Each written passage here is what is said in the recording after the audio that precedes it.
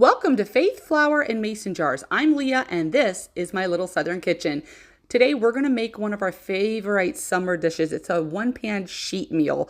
And you can cover that pan with parchment paper so cleanup is a breeze. I started off by peeling a sweet potato, moved on to some carrots. You can use any vegetables you like. I'll name them as I peel them.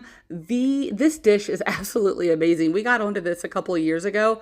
And we love it. Now, I don't know how to pronounce this. Is it daikon or daikon radishes?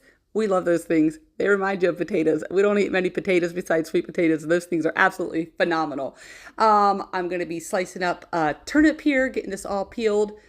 You literally can use any vegetables that you want. Any vegetables that you want. And if you like the peels left on, knock yourself out. We don't really care for peels. That's why I peel everything. We're going to throw in a red beet for a pop of color. Delicious, guys. This is so easy. So easy. We like to dice up some thick slices of onions with this dish. We'll talk about it a little bit more as we go along. A zucchini, if I had a squash, I would have thrown that in for a pop of yellow. Didn't have any of that. Got a handful of Brussels sprouts. Going to throw some of those on. We love roasting those.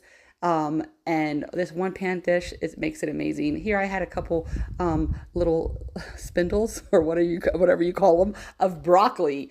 We love broccoli. So many good nutrients in all of these vegetables. We love the portobello mushrooms.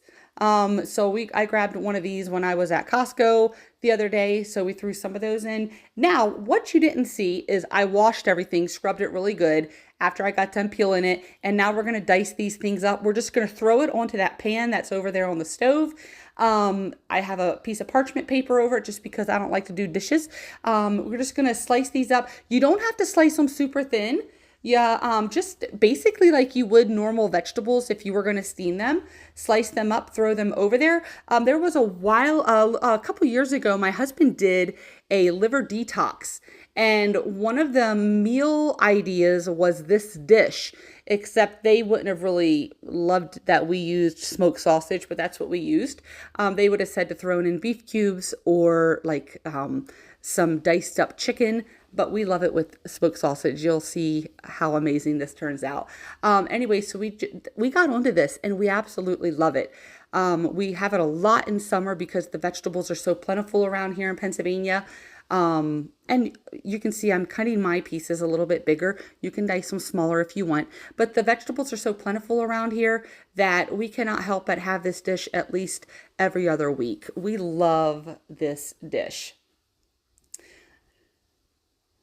So, I've even prepped enough for 2 meals and threw like a bowl full of this mixture in the fridge and then baked it the next night.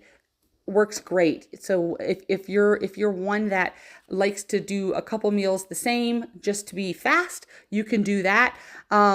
What you're going to see is when these are all chopped up, it's going to look like a massive amount of vegetables for just my husband and I, because there's only 2 humans in this house. We have 2 chihuahuas, but there's only 2 humans that are going to be eating all these vegetables. And you're like, whoa, Leah, that is a lot of vegetables. Yeah, but you know what? You know what else you can do with this? These leftover roasted vegetables make a great salad. Just throw in some salad dressing or a little bit of vinegar and oil, whatever you like. These are amazing the next day cold. So we don't mind if we have leftovers. Now you're just going to take some olive oil and you're going to drizzle plentiful olive oil. So make sure you use enough. Don't go skimpy on it because you know olive oil is good for you. So go ahead and drizzle some olive oil. Do not skimp on the olive oil. Make sure you use plenty of olive oil. It makes this so amazing. And then as far as seasonings, like you know how we roll in this kitchen, we season with our heart. There's no amount that is too much. There's no amount that is too little. Season with your heart. I do a lot of garlic salt or garlic powder.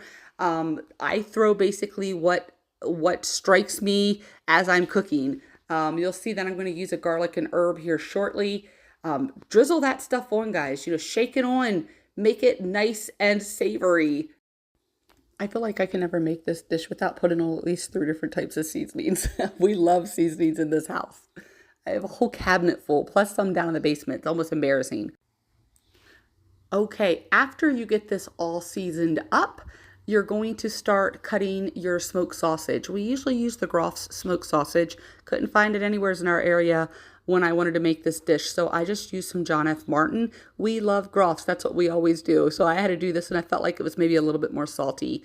But anyways, so we always cut our sausage at an angle because we're fancy. Oh my goodness. So after you're done cutting up your smoked sausage, I just normally just stir, incorporate all that olive oil and the seasonings in my pan, and then I just put the smoked sausage on top.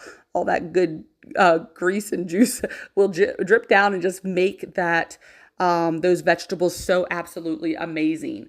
While we're finishing up here, I would love it if you could like this video, if you could subscribe to my YouTube channel. I appreciate it. Leave me a comment if you ever decide to make this. I read each and every comment. None of them go unnoticed. I appreciate each one of you. Also, I have a Faith Flour and Mason Jars Facebook page. Go ahead, if you're on Facebook, go ahead and give me a follow. We're having a lot of fun over there. Life got a little bit busy. I was missing in action for a couple of weeks, but we're back and we're going strong. I'm fixing to get my Faith Flour and Mason Jar Instagram page going as well, but everything, all these good things take time.